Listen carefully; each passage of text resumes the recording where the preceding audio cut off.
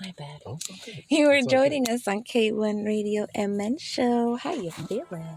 We're having one of the most favorite things of mine, which is a wonderful casual car conversation. And we are joined by the fantastic, the incredible Mr. Megatron. It's good to be here. Thank you for having me. I appreciate it. Thank you for joining us. May I ask you how you got your rap name? More than anything, it was just kind of the idea of like words being, like the weapons of the week, and the idea that, Megatron is a gun, and I feel like,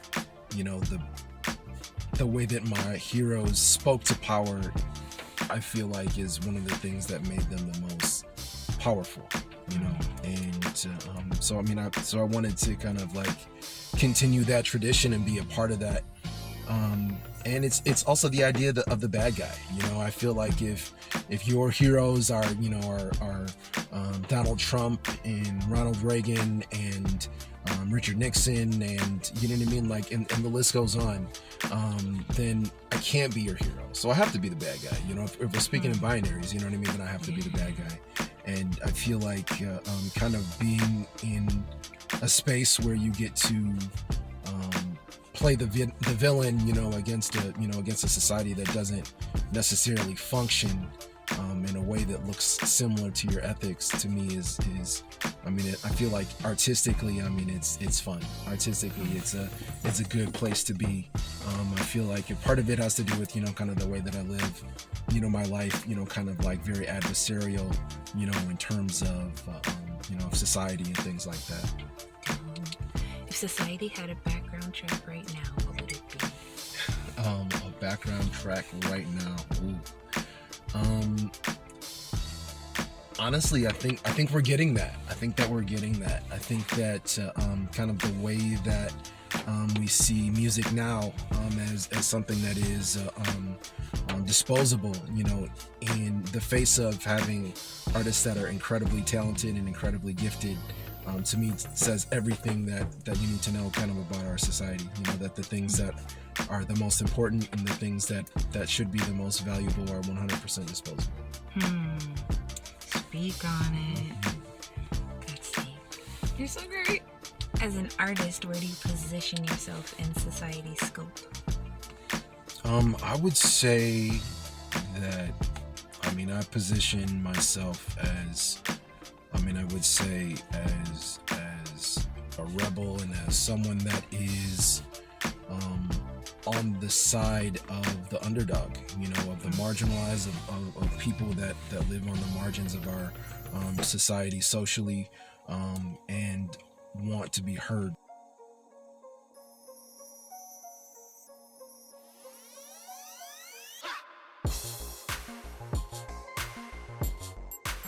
Want to be heard.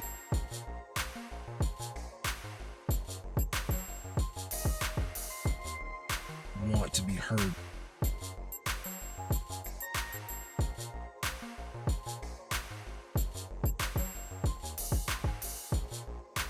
Want to be heard.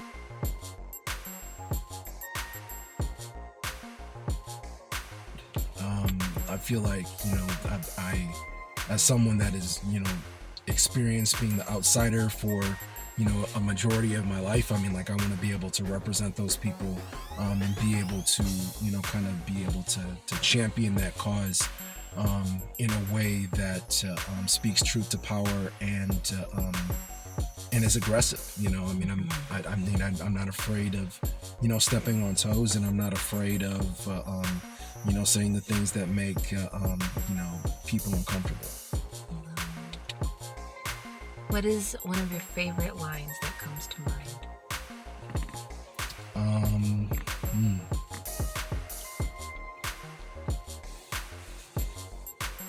Like a hip hop. Okay. It just sticks with you. I would say that like a lot of Zach De La Rocha's lines always stick with me. I would say that he's probably one of my favorite lyricists of all times, just because I feel like so much of his writing and so much of his imagery, it's just right there in your face. let's see here, Close Your Eyes and Come to Fuck, when he's like, my banal status is burning matches from Dallas to Malibu. Check your residence. What is it? Check my resume. Your residence is residue. I felt like that was literally kind of like speaking to like affluent folk, and I mean, in the vein of the ELF, the Earth Liberation Front, you know what I mean, when like all of those homes in Malibu and things like that back in the 90s, in the 2000s, you know what I mean, were burning because these people were literally lighting them on fire as a protest, you know, against capitalism, kind of essentially taking this natural beauty and monetizing it. So I mean, I don't know. So that line really connected with me because I remembered that. I remembered that period in time, and I feel like anytime that you get to kind of like, you know, strike fear in the rich, strike fear in the moneyed and resourced. To me, I feel like as artists, that's what we're meant to do. That's what we're supposed to do. What inspires you? I would say more than anything, just wanting to be able to make music as a legacy. You know what I mean? I don't necessarily care about I don't care about being famous and who sees what and kind of like all of those things. That's not necessarily what's important to me. I feel like I want to be able to leave behind a body of work that speaks to my personal ethics and speaks to the things that I love about the world and the things that I, you know, combated in the world, you know, as a artist and social worker and human services vet and all of those things that comprise me as, you know, as a complex, you know, person. You know, when I leave this place, you know, I think that's super important. You kind of already answered my next question, which, what does your art mean to you? So jump to the next one. How long have you been making music?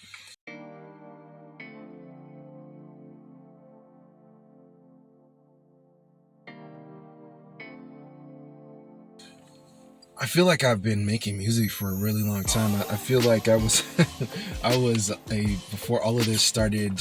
My family is they're Christians, and I was very into the church when I was younger, and I was, you know, singing in the choir, and later learned how to play the bass and learned how to run sound and things like that. I feel like a lot of my music knowledge and know-how, you know, before I you know, was kind of doing this on a larger level was from church, and to me that's where it started. Being able to make my own music and you know, make music that, you know, really reflected where it is that I am. For me, that started when I was probably about a teenager. I want to say like I want to say 13, 14, but I was writing before then. So I think that's where that would start. What's your most memorable performance?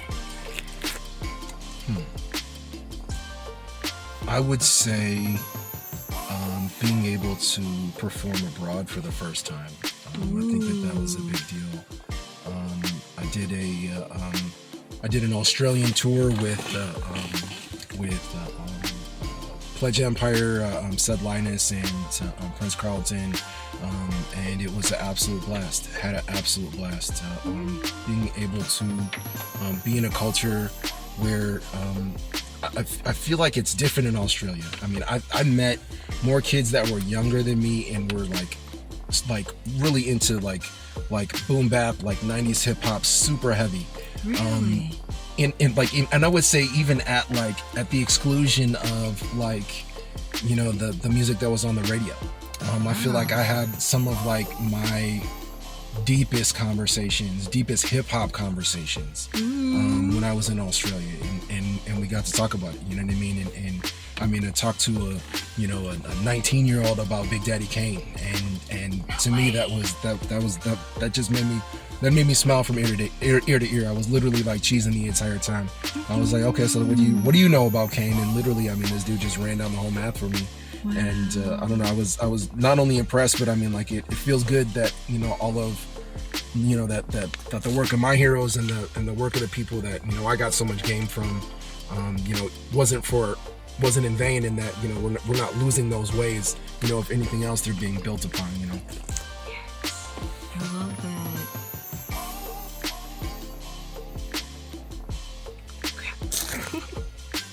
How does your level of discipline pull into other areas of your life?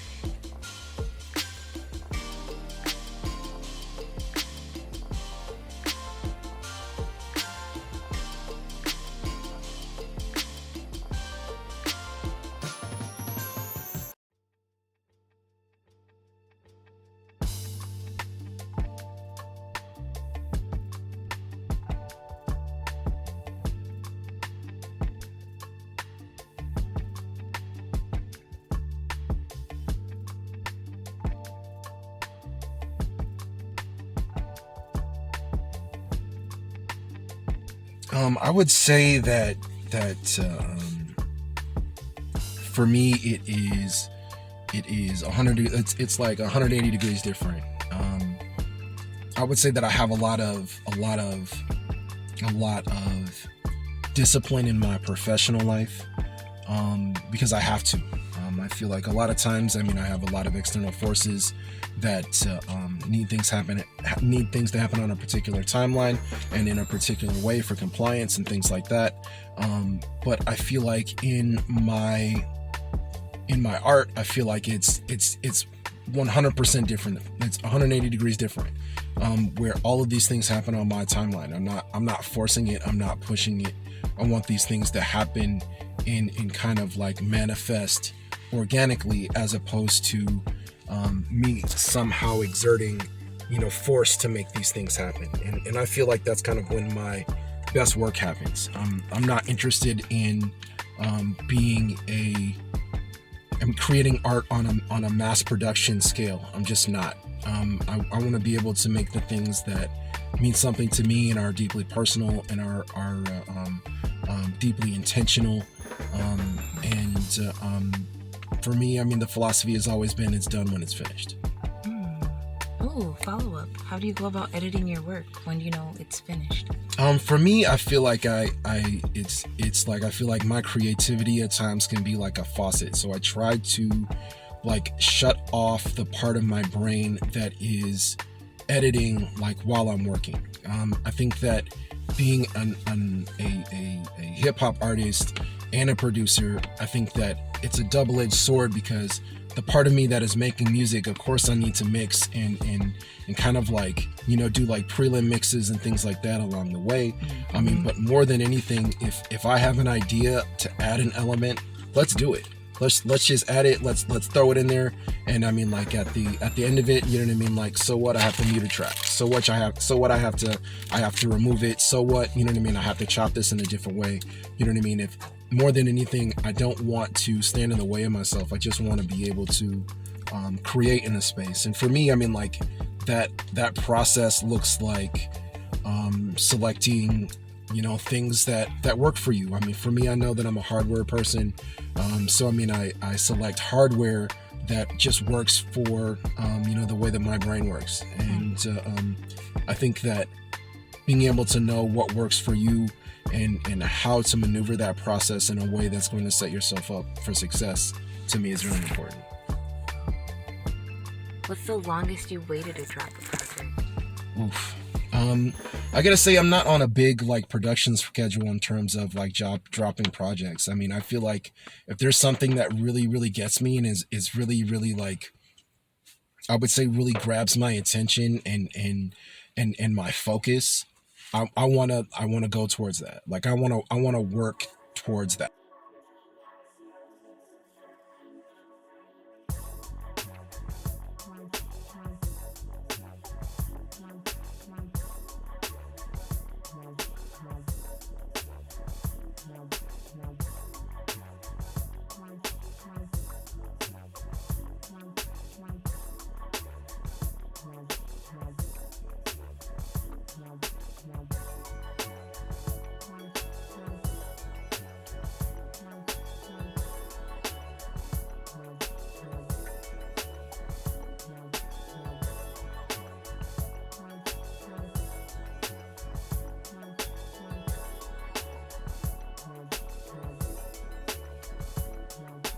For me, I mean, I feel like a lot of me musically, I mean, a lot of my energy, I feel like the best energy in me comes through collaboration. I mean, I feel like working with people and balancing others and being balanced. I mean, to me, I think that's when my best work comes. I mean, I've been on literally like tons of posse cuts and tons of features and things like that, and I feel like that's my best work. Excuse me. Is there an equation for your best work? I would say honesty. In I would say emotional honesty, more than anything, being clear and honest about, you know what I mean, like what it is that I'm talking about and what it is that I'm relaying. And to me, what makes that successful is if I can be 1000% myself, 1000% honest, 1000% genuine, and connect with people in that 1000% honesty and genuineness. To me, that's success. To me, that's successful. To me, that, I mean, because I'm an artist that has funded so many of my own endeavors, I feel like I get to set up what that looks like independently. I get to set up what that looks like in a way that is not monetary, in a way that is not about units, but in a way that is about kind of what is important to me about this music. I dig that. You're so deep. I love it. Like, you don't look at music as just a tool, you know? You look at it as a product. Like, I love it. When you're alone in your mind, where do you draw inspiration? More than anything, I feel like I'm someone that looks outward, kind of at the state of the world as a whole, and me as an individual. For me, I mean, I feel like professionally, I interact with people that are having really difficult moments, and as an empath, I feel like you can't help but take portions of that. As a person that that lives in this world and is very aware and vigilant, kind of regarding the things happening in this world, it's hard not to be not to take pieces of that. So for me, I feel like that plays so much into my writing, that plays so much into the things that are important to me, and so much into the way that I approach this art form. Love it. Who have you collaborated with? I am a member of Hackathon, and have collaborated with those artists. I mean, multiple times. Carnage, Desdemona, Capacity, and of course, my brothers, even coming into, this art, Max Spills and Godson, when we were the Dean's List and all of those things, at the very beginning, went way back. But all of those things, I feel like I've really, collaborated with a lot of great people. Currently, I'm collaborating with Eric Carranza in Lowertown. I mean, an incredible guitar player. He's going to be, he's kindly offered to play guitar for my beat set on April 15th, and I'm excited about it. Get it. Yeah. Oh! Who'd you present your new music to? More than anything, I feel like my approach is kind of the message in a bottle approach. I just throw it on SoundCloud and just kind of see what it does. I definitely want to get to a place where, Spotify and other streaming services, have my music. But for me, I mean, more than anything, I mean, I just kind of want to, kind of put it out there and gauge a response. I'm not necessarily like interested in, the capitalistic aspect of that. I just, want to make music and want people, to hear it. Yeah. Where's your favorite place to perform here in the Twin Cities? Oh, I would say of the venues that are still with us right now, I would say 7th Street Entry. Because it's literally a speaker box. It's like all concrete. You go in there and it's like literally it just feels like the 90s. Sound is trying to enter your body is what it feels like. It literally feels like you are inside of an actual factual speaker box and you can feel your body vibrating, and that is the thing that I absolutely love the most. And honestly, it feels like a basement party. That's the thing that I love about it, is that it feels like a basement party. Like you go there, it's all concrete. They have the bleachers. I mean, like the green room is downstairs. Like it feels like you're in somebody's basement. Of the venues that we've lost, the place that I miss the most is Honey. John Pravano, man, please and thank you. Thank you for all the things that you've done, and I mean, man, please come back. Somebody give this man some money, please. Please come back. I've never even been. To Honey? Ooh, oh. Ooh, we should fix this. We need to, John, come back so that Kayla can go to Honey. Come on, John, we love you. Come on. Well, I've been waiting for this question. Okay.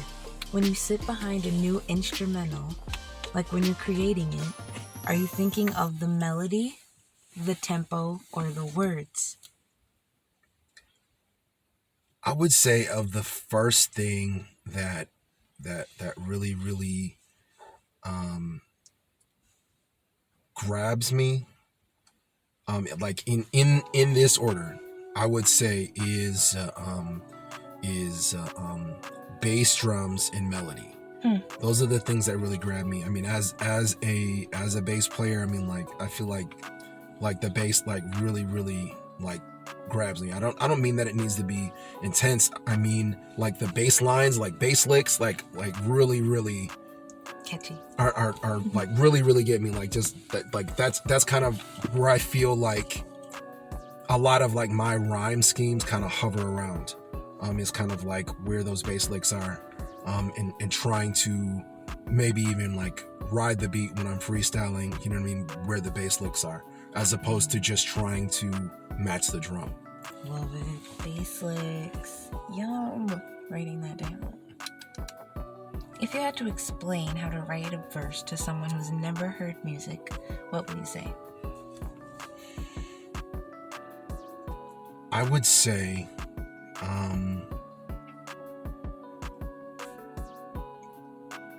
close your eyes and talk to yourself. I feel like a lot of my verses at times are letters and conversations with an audience that doesn't exist yet. And kind of being able to be in a space where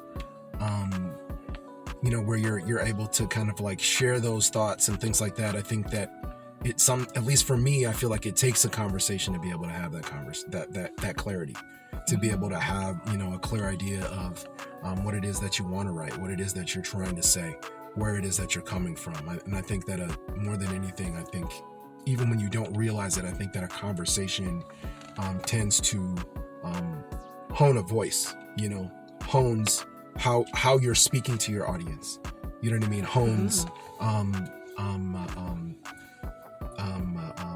your own voice. You know what I mean? Like how like the way that you verbally, you know what I mean, approach an audience.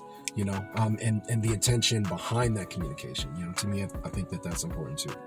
Damn, I love it. You're amazing. Do you have any mantras you say to yourself? I think that it depends. It depends.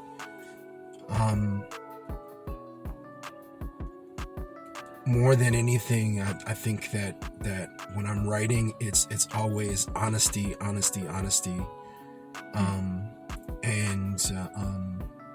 I think that when I'm performing, I think that it is,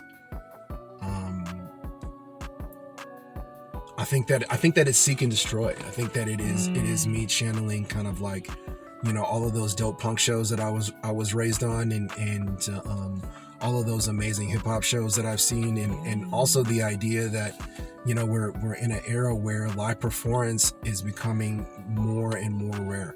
And I feel like I want people to be able to walk away with something. And I also want to be, wholly genuine about, how deep, personal, and intense, some of this material is. Yeah. You're amazing. All right. We have one last thing to do. We can either play tit for tat, or you can answer 10 rapid fire questions. Ooh. So tit for tat is you ask a question, then I ask a question?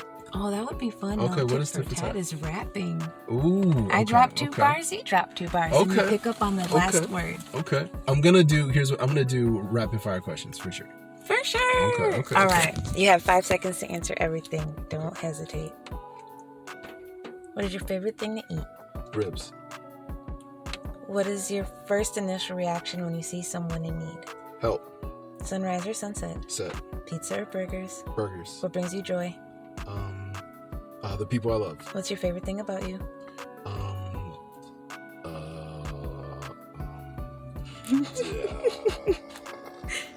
Next question. I don't know. I have no idea. Well, my favorite thing about you is that you rap and produce, which is not a talent very many people have. Thank you. What are you excited about? I'm excited about being very close to 40 and still being able to do and participate in this art, and not being embittered, not being like made bitter by it, but being enriched by it. When was the last time you danced? Last time I danced. That's a good question. I'm really clumsy, so I try not to dance as much. I feel like things fall or I knock myself. It's a thing that happens. So for my health insurance premiums, I try not to. But the last time I danced, oh man, I would say like in public. The last time I danced, it had to be like high school. Oh Jesus! Yeah, it was a long time. It definitely had to be high school.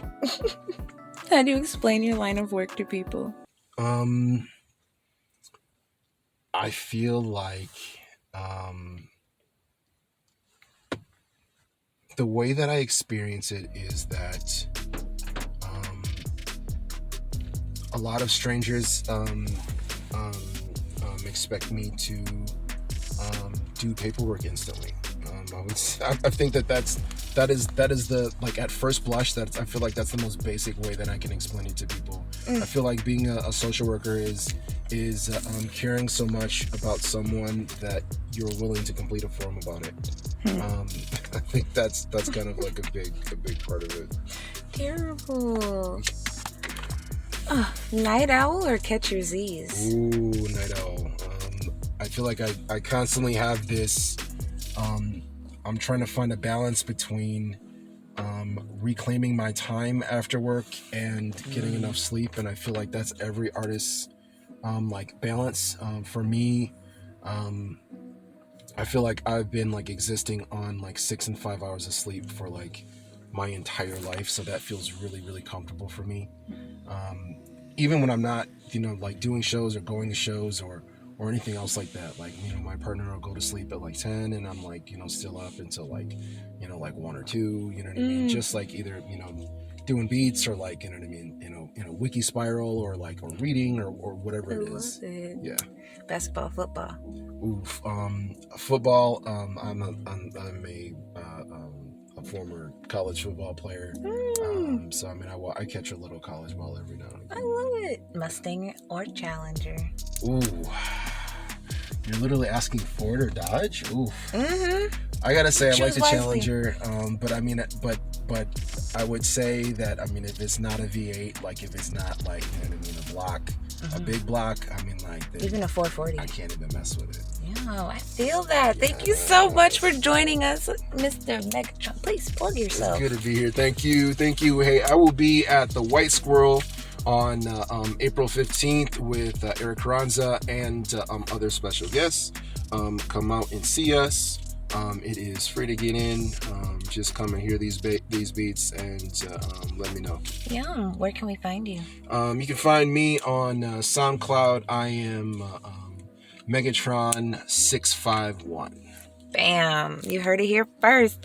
Catch John or Megatron all over the world. Where's your show at? It is at the White Squirrel in St. Paul. It is a new venue out there. Come and check it out. Great cocktail menu. White Squirrel in St. Paul. White Squirrel in St. Paul. You better show up. White Squirrel in St. Paul. You are tuning into K1 Radio MN Show. Y'all be sweet now, you hear?